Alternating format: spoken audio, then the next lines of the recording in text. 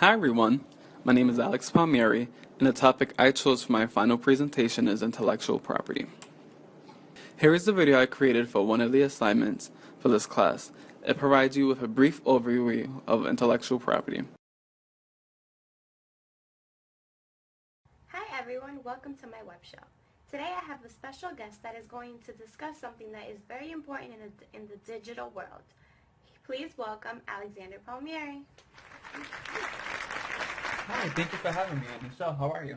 I am great, thank you for coming. Let's jump right into our discussion. What intangible assets are you planning on discussing today? Today I'm going to tell you a little bit about creations of the mind and intellectual property. Creations of the mind. Do you mean like when I get great ideas while I'm in the shower? Almost. Creations of the mind are referred to as intellectual property, and thus are granted legally recognized exclusive rights. These copyrighted ideas are not protected by the Digital Millennium Copyright Act.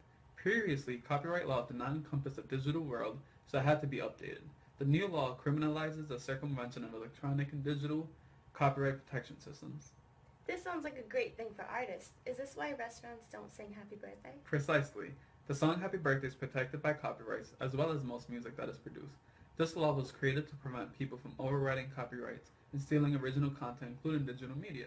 When this is done, billions of dollars are lost in revenue. This sounds like it can get in the way of creativity. Well, actually, a benefit of this act is that it provides incentives to artists and musicians to create original content. Very insightful. Thank you so much for coming. Check this out. I'm filming this crazy new movie, and right at this scene, Jay-Z's song is going to pop up and be perfect just right now. Did you like it? You can't use that song. That's copyright infringement.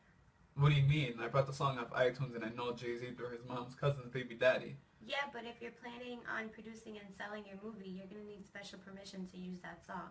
It's protected by the Digital Millennium Copyright Act. Wow. I never knew that. Thank you for sharing that information.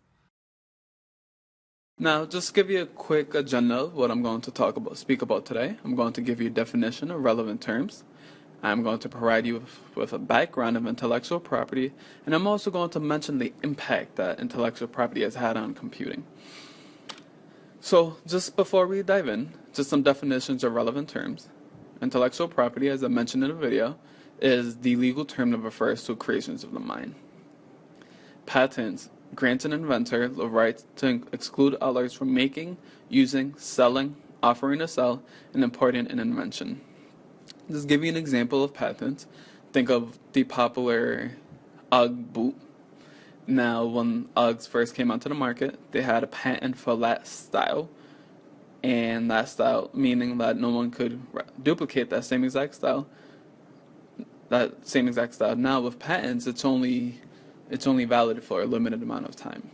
So whatever the amount of time that UGG patented their classic boot, that means no one else on the market can duplicate it. Now, once that patent expires, it becomes a free market, and anyone can create anything similar to it. It's beneficial for companies because you have first access to the market with your new product, but a downside of it is that you have other companies who try to duplicate, and sometimes they can do it better or produce it cheaper. Copyright gives the creator of original work exclusive rights to it. If you think of any time you've popped in a DVD into your DVD player, there's usually like a blue screen that, you usually don't read it because it's a bunch of law jargon, but on that screen reads the laws of copyright and what it means, and what were to happen if you were to duplicate, reproduce, or that movie. Trademark is a recognizable sign, design, or expression which distinguishes products or services of a particular trader from the similar products. Think of Nike, their famous check mark. Anytime you see a check mark, you're like, just do it. And your eyes go to that product, and now you are interested in their sneakers or whatever athletic apparel they're selling. Trademarks are protected so that no one else can use that. Now, if anyone is caught using that, expect a lawsuit on your front door the next day. Now, what's actually funny about the Nike sign, just a quick history, is that the way that sign came about was they had a competition, and the creator of that sign, she won, and she was awarded $30 for creating designing the sign. You fast forward to 2014, they're a multinational, multi-billion company. Now, thankfully, Nike was slightly generous and they gave her a little money to compensate for their success, which honestly can be attributed, some of their success can be attributed to their brain. But that's a marketing discussion. We can discuss that another day. Infringement is the act of breaking the terms of a law, agreement, or violation. Well, and it's a violation. And as I kind of mentioned earlier about copyright, again, that blue screen when you pop in a DVD, it's speaking about copyright infringement. So I mentioned that it's a violation of the law to duplicate or reproduce that movie, and it can be punishable by law up to a certain amount of dollars or jail, or even jail time. And then lastly on the list we have Digital Millennium Copyright Act, which is a U.S. copyright law intended to update copyright law for electronic commerce and electronic content providers. Well, in plain English, it was a law that was implemented in 1996 by two treaties of the World Intellectual Property Organization, which is actually here on this website. This is their website, and actually on this website, they provide you with a lot of useful information on what they do, who they are, and the different types of laws there are out there regarding patents and copyrights information. Now, it's very informative. I got a lot of my information from here, and it's a great website. Just check it out. And I actually received my definition from this website, and again, just kind of goes on the list of everything. So this was the definition I used, and this helped me to understand while creating my project what exactly intellectual property is, because at first it's difficult to wrap your head around it because it's an intangible asset. And something else that the act did, aside from it was implemented and it focused a lot on intellectual property, what it actually did criminalize production and dissemination of technology, devices, or services intended to circumvent measures that control access to copyrighted works, and also criminalizes the act of circumventing and access control whether or not there is actual infringement of copyright and stuff.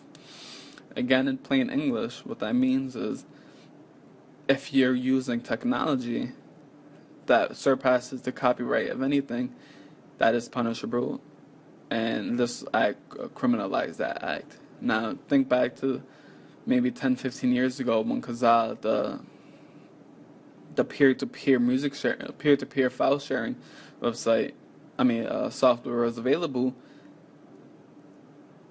That is an example of something that tries to circumvent copyrighted works. Peer-to-peer networking is legal. Now the things on that are shared can be illegal. So return back to my PowerPoint. Just a quick background on intellectual property. It started in medieval Europe, and in those times, guilds were associations of artisans in a particular industry, so kind of experts, and they were granted authority by the governments to control the regulation and conduct of the various industries.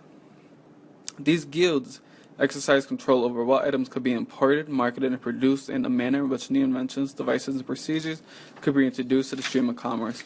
So that's kind of a very quick overview of how it started, and now there's also reports out there that patents and copyrights started in BC Greece. So the origin is not 100% certain, but it was way before the Digital Copyright Millennium Act for sure.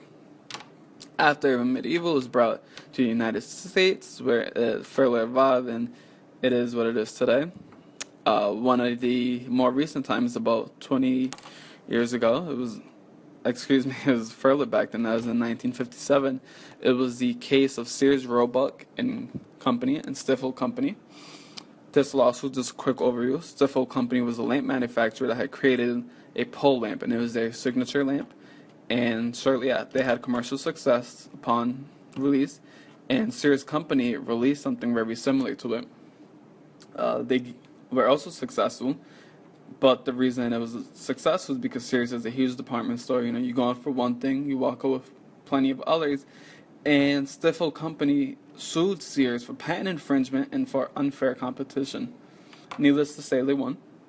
Well, Stifel Company won. And then again, we have the Digital Millennium Copyright Act. So the reason why we need to have laws as the Digital Millennium Copyright Act is because, as you see with the graph to the left that I created, is that there's a rapid development of technology. You know, you have 1984 where there was about a 7% of computers being used in households. Now it's at about 80%, and this information was taken from the census, you know, which grabs information periodically from citizens and such, well, and residents and such. Now, given that technology has advanced so far, there has to be laws to protect any information that's provided online. Now, again, as I mentioned, one of the laws that's very popular is the Digital Copyright Millennium Act. Now, there's a lot of discussion whether it's beneficial or detrimental to artistic works, but I compiled a list of arguments, and some of the more popular ones as a pro of this act is that it serves as an incentive to artists and also as well as researchers. And the reason being is because if your work is going to be held up high and protected from anyone being able to steal or take anything, that's going to motivate you to want to do something. Now, on the flip side of that, people believe that it limits innovation, and the reason people believe that is because, you know, if you take music, for example, and you're influenced by, you know, Jimi Hendrix, and you're like, wow, I'd love to get that guitar riff on my song because I think it would take my song to a different level. Well, if you don't receive the proper rights, you can't use that. And that's one of the reasons why people think it limits innovation from artists. And from researchers, sometimes researchers have to use obscure methods to gain access to certain information or even to software. Now, if they did that, but gain some incredible results, which would be a growth in their field, but they can't publish it because of the way that it obtained the software, that can be problematic. Another huge pro of it is that with these type of acts, it prevents revenue from being lost due to piracy. You know, a lot of music and movies are being obtained illegally, and that's taking money out of pockets. But on the other hand, people believe that the digital environment should be a free market, and they also believe that these big corporations don't need any more money. So it's a little problematic and it's a little controversial, but at the end of the day, the law is the law, and I'm sure people will continue to and lobby this law to try to get it out. But it's been implemented for a while now. So I mean, the next step would be to continue developing laws to keep up with the times of technology. So in conclusion, I believe that the Digital Millennium Copyright Act is a good act in the sense that it punishes those who obtain things illegally. Now again, I think we're all guilty of downloading illegal music, but does that make it okay? And that's the question what we're really looking at. And with the evidence that I was able to find, I am on the pro side of it and believe that it is a great act. Thank you for listening to my presentation. If you have any questions, feel free to email me. I appreciate it. And thank you.